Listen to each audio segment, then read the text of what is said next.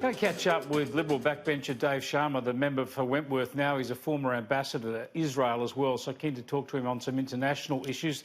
He's in Canberra live now. Thanks for joining us, Dave. I first wanted to talk to you about this climate action group, a parliamentary climate action group, started by the real climate Fruit Loops like Zali Steggall and Karen Phelps and all of this, but you and some other Liberals have jumped on board. Tim Wilson, Jason Falinski. I understand with the Prime Minister's blessing, what's in it for the Liberal Party to be talking climate policy with people who are pretty extreme in their views?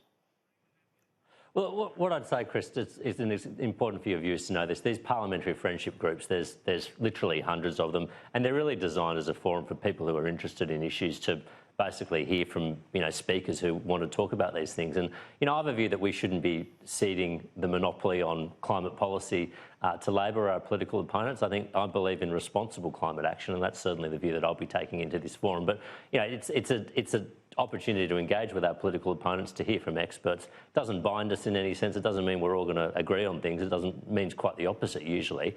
But it's just a mechanism we have in Parliament for people across the aisle to get together and debate issues, and I think that's healthy. Yeah, no one would disagree with that, but there is a lot of nutty stuff put forward on climate. We're seeing that at the moment with the climate emergency push, and of course the people who have formed this particular group are in that category. But what I've heard is that the Prime Minister's office is a good idea, as you say, for the Liberals to be in there talking about it from a responsible point of view. From that perspective then, wouldn't it be good to have some perhaps Conservative Liberals in there as well contributing to this debate? It looks like you've got moderate Liberals, if you like, people who might be forward-leaning on climate policy. Well, look, I think the only way we're going to get good climate policy in Australia is if we take all of Australia with us, and that means we need people from across the political spectrum. So, look, I'd like to see as wide and a diverse membership as possible. I put my hand up as being interested to join this. The PM and the PM's office don't direct you to do these things, but I'd like to see a broader membership, because we do need to have, this has been a divisive issue in Australian politics, and the only way we're going to address it in a responsible and a sustainable way is if we take, the biggest chunk of the public with us. Pretty hard to have a sensible and bipartisan approach on this, though, isn't it, when you've got a lot of people in Parliament now, including the Labor Party, who want to actually declare a climate emergency? Well, I think this is one of the real problems in this debate, is people have, elevated symbolism and words and language over substance. I don't think there's any disagreement from us, or from me anyway, that there's climate change is a serious issue. We need to be addressing it. We need to be doing it in a responsible way. But how you do that is through measures to take CO2 out of your economy, to put more renewable power into the grid, to manage the economic transition. Calling things something, a term or not, doesn't change the nature of that policy. So let's have a debate about the policy. Let's have a debate about our emissions reductions targets. Let's have a debate about Snowy 2.0, sure. But let's not have a debate about what we label these things. Also, though, the other aspects of the debate that are incredibly frustrating if you look at these from a rational point of view, and one of them is put to one side the argument that, of course, Australia should be part of concerted global action on these issues. There seems to be a pretence that by Australia taking more action, we're going to improve our climate. There's no acceptance of the absolute reality that however well-intentioned our action is, it cannot have any impact because of the massive growth in emissions from China and elsewhere. Oh, that's exactly right.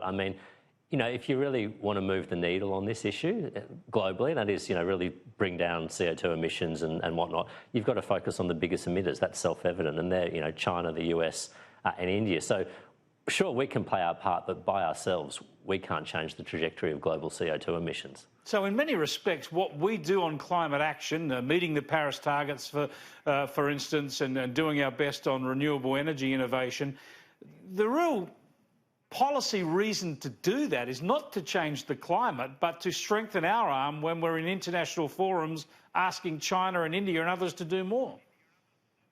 Well, I think that's right. My view has always been we've got to be credible domestically and we've got to be ambitious internationally. And so we've got to do things in Australia to show that we're taking the problem seriously, that we're doing our part to address it, and I support our Paris emissions reductions target for that reason. But where we're going to have the biggest impact is in the international field, where we get countries like China, like the United States, like India, to address this problem as well. Because without them, without their support, if they're heading in one direction and we're heading in the other direction, well, the world is going to go in their direction in terms of CO2 levels. It's a very good way to express it, credible domestically and ambitious globally, and it's perhaps the way maybe Scott Morrison could take a leaf out of that book, because it puts our efforts in context then. There's so many nutters out there trying to suggest that, you know, we're going to ban a coal mine here and save the planet.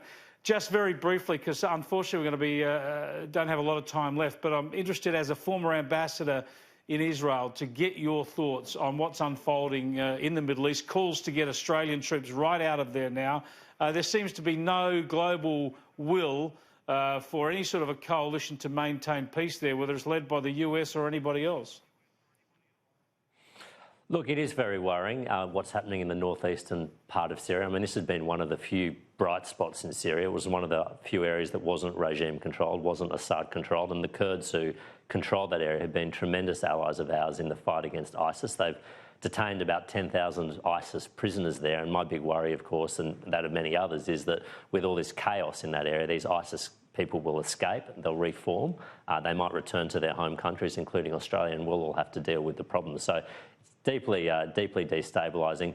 I'd be hesitant. I mean, we do have, you know, Australian troops, not in Syria, but elsewhere in Iraq and in Egypt and places like that. I mean, they are a stabilising presence there. I wouldn't be saying we should be heading for the exits at all, but we do need to try and work out a way that we can limit the impact of that Turkish invasion in northern Syria. Dave Sharma, good to talk to you again. Thanks so much, Chris.